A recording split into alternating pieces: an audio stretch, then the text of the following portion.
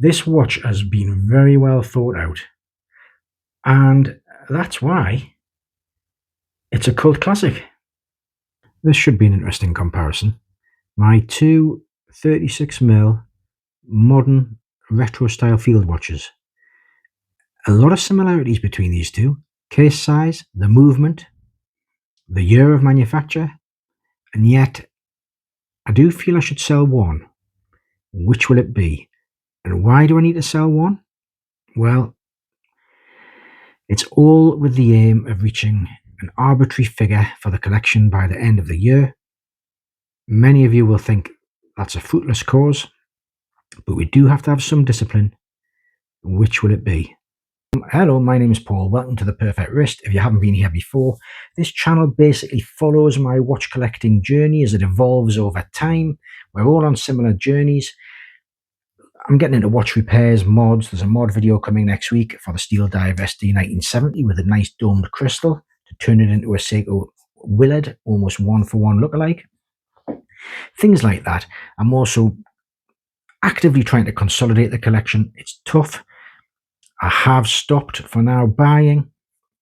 I'm selling. I'm in a selling phase. Tough in 2025. You may be finding it tough. You may be on the same sort of path.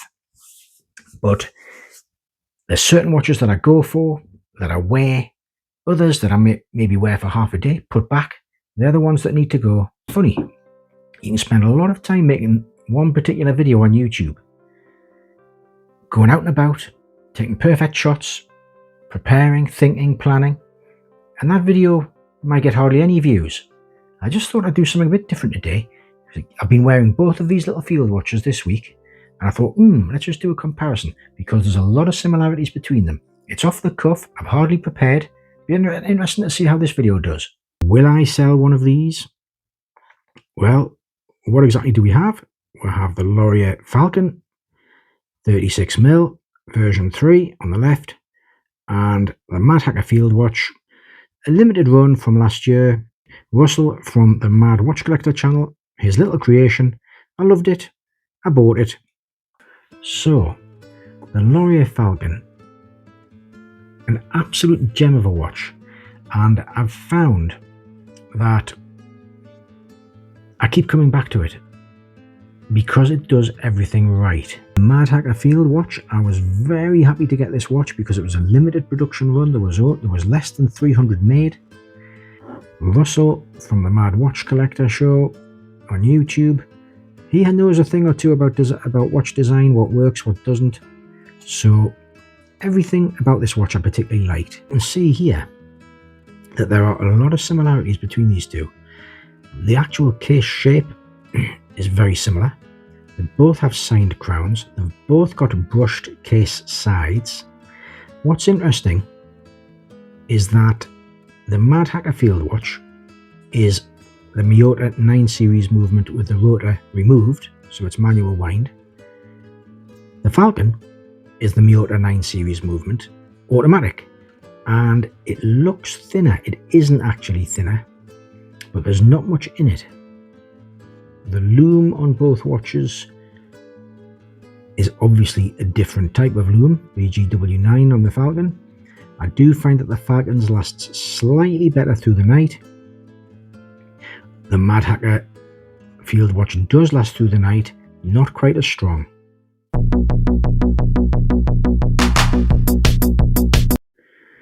The Mad Hacker Field Watch has a very basic, legible case design, harking back to an old Amiga design from the 40s and 50s. A true field watch, military inspired. And what you will notice is that there are little touches. For example, the points, the syringe type points at the end of the hour and minute hand, to get an exact reading on the minute track, the rail track that goes on the outside. There's not many watches I have that have that, and that is a feature I like. The Falcon, on the other hand, has a very intricate dial, beautifully made, huge attention to detail with the cross hatching. The overall design is a combination of three classic field watches: the Alpinist, the original Explorer 1016, and the old Amiga Railmaster from the 50s, all incorporated into this one design. If this journey is something that you feel you could benefit from sharing, I have a lot of regular commenters on my videos, all on similar paths, do feel free to subscribe. It all helps. A like is a huge help. It's all we need sometimes. Both are effectively micro brand watches.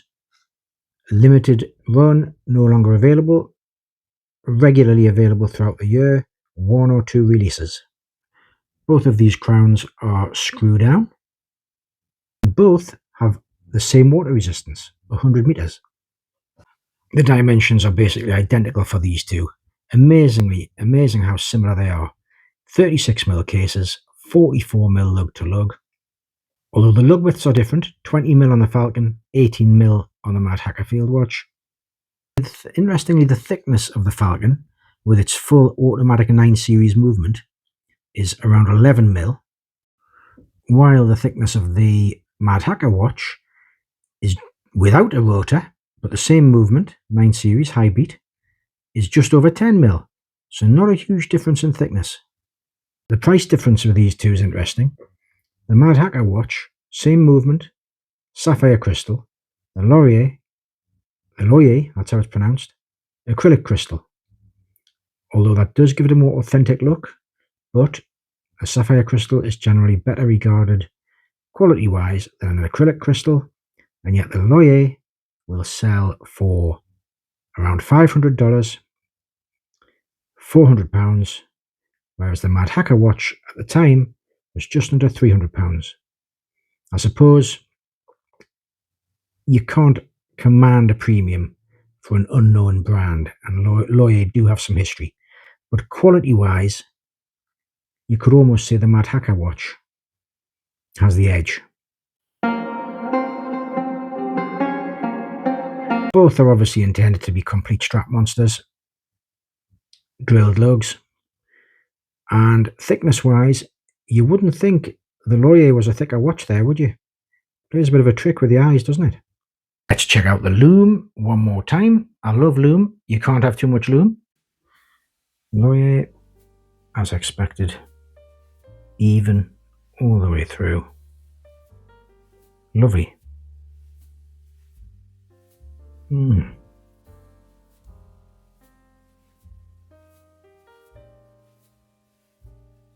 And also, have a little look at how they wear on wrist. These little 36mm watches don't look too small really, do they? That's a 7.4-inch wrist, and they just fit. It's the perfect size. They fit like a glove really. Light, all you need. Good water resistance. I genuinely couldn't say which feels the most comfortable or which wears best, but there is something I would say about the legibility in low light. I've just deposited myself in a dark corner of the house. Unfortunately, the Lume is all over the place there. I do find that regardless of the Lume, the LORIER is highly legible due to the beautiful chrome finish on those indices. See that? They really do provide a lot of legibility in low light. This watch has been very well thought out. Yeah, the legibility isn't quite there, isn't quite the same. Mind, let's be honest, we're picking straws. I'm having a great time just messing about while it's raining outside. Let's see if I can show you what I mean about the Falcon. It's those chrome hands.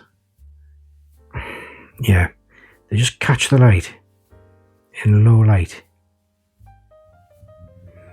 But actually the legibility there is perfectly fine. Both of these watches are brushed. A great brushed finish to them both.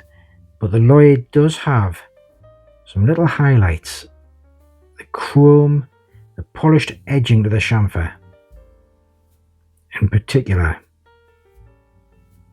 The Mad Hacker neither has nor, to be fair, needs. I would say that's a fair comparison. They're both the same size, they're both field watches, they're both micro brands, and they both have exactly the same movement.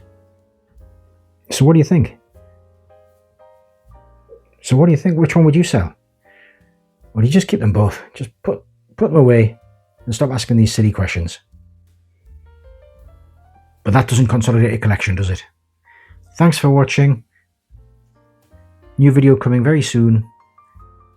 See you in the next one.